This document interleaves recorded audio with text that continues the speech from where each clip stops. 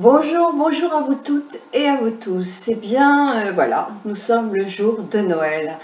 Et je sais qu'il y a parmi vous pas mal de gens, hommes ou femmes, qui vont être seuls en cette période de Noël. Alors, souvent on est habitué à ne pas avoir nos enfants tout le temps, c'est sûr, ou notre famille ou les personnes qu'on aime. Mais bon, à Noël, il y a tout est différent. Parce que Noël, c'est tellement une fête familiale chez nous. On a besoin, on voit effectivement les autres personnes recevoir plein de voitures dans les jardins, etc. Que tout de suite, ça fait mal au cœur de se retrouver seul parce que les enfants sont loin au bout du monde ou parce que simplement ils sont dans leur autre famille, ce qui est tout à fait normal, ou quelquefois parce qu'il y a des petits conflits familiaux qui font que voilà. Il y a aussi toutes ces personnes qui sont seules parce qu'elles viennent de divorcer, parce que leur compagnon est décédé, parce que voilà, les circonstances de la vie, et c'est dur. Et c'est dur effectivement encore plus en ces périodes-là. Donc c'est pourquoi je veux faire une petite vidéo pour tous ceux et celles, comme disait Michel Berger, qui sont tristes et loin de chez eux peut-être, mais bon, moi c'est triste en ces périodes de Noël.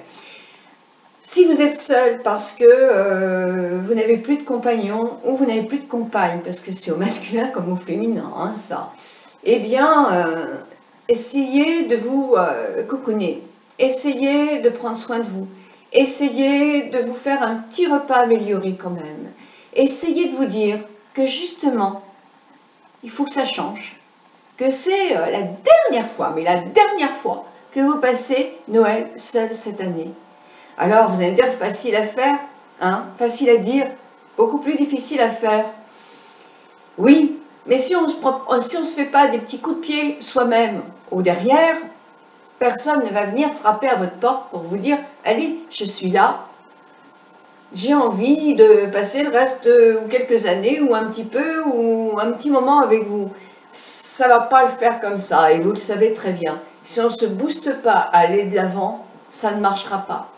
Donc comment retrouver un compagnon ou une compagne en anti-âge? Bah ça, moi je ne peux pas trop vous le dire parce que je suis pas je ne suis pas seule d'une part.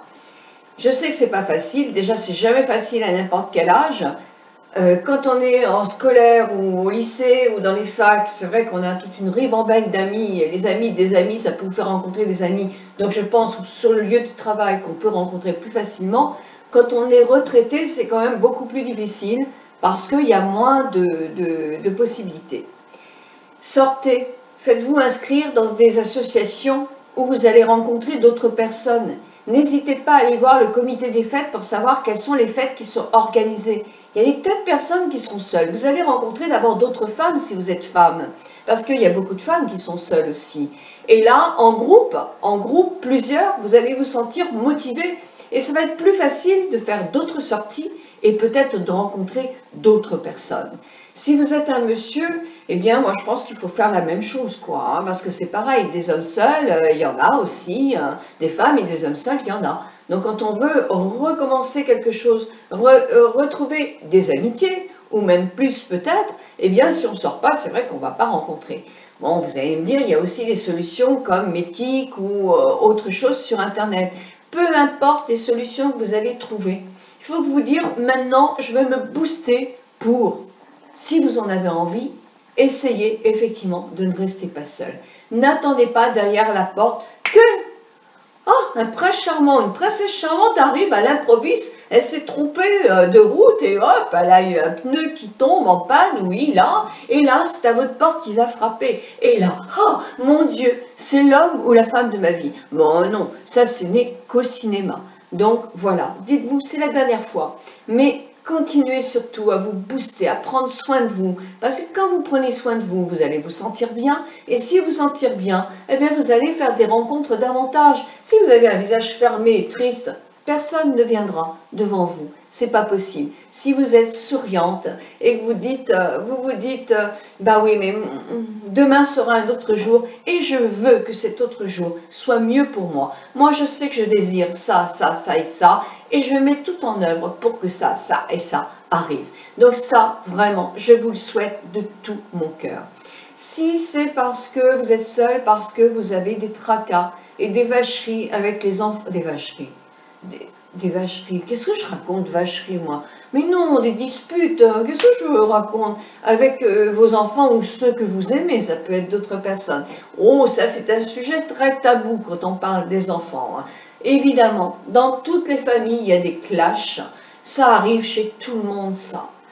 Je sais pas, ça il faut se poser la question, est-ce que ça vaut le coup vraiment parce qu'une belle-fille ou un gendre ou le copain de votre fils, etc. a fait une réflexion qui vous a pas plu? Je sais pas, ça c'est vous qui savez, c'est pas moi. Parce que moi ça va vous choquer si je vous dis que faire. D'abord on n'en sait rien, toute cette situation c'est la vôtre et ce que vous avez dans la tête c'est à vous. Mais simplement posez vos questions, prendre peut-être un papier en disant les avantages que vous avez à ne pas voir la personne et les inconvénients à ne pas voir ces personnes que vous aimez aussi. Faites une balance. Ah oui, c'est toujours comme ça, quoi. Le plus, le moins. Quel est ce qui vous convient le plus? Et dans ce cas-là, essayez d'essayer de voir, d'avoir une discussion quelquefois.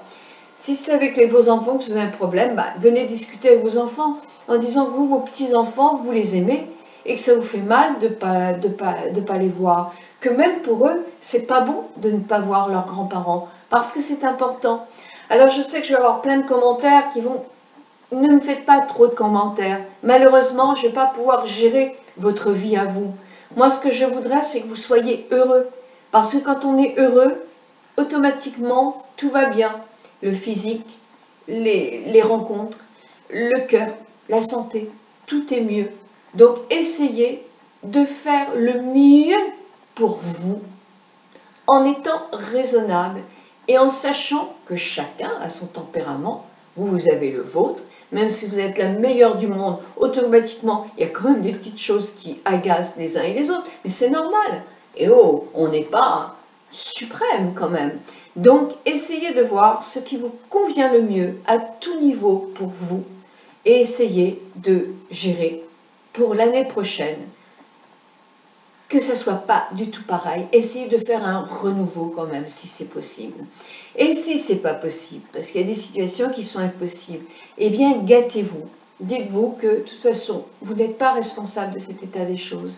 Qu'un jour, tout peut changer, tout peut basculer. Bien sûr, la vie n'est pas un perpétuel, ça ne continue pas toujours sur la même lignée, et vous le savez bien.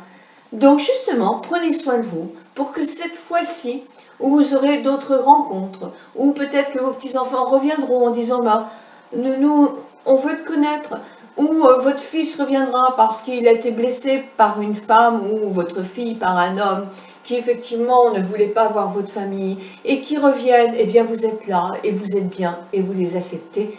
La vie tourne, la vie n'est pas toujours la même chose. Donc essayez de prendre soin de vous parce que demain est un autre jour. Et puis pour toutes mes amies qui, elles, ont des problèmes de santé, que ce soit moral ou physique, ce sont des problèmes de santé. Eh bien, mettez tout en œuvre pour vous soigner le mieux possible.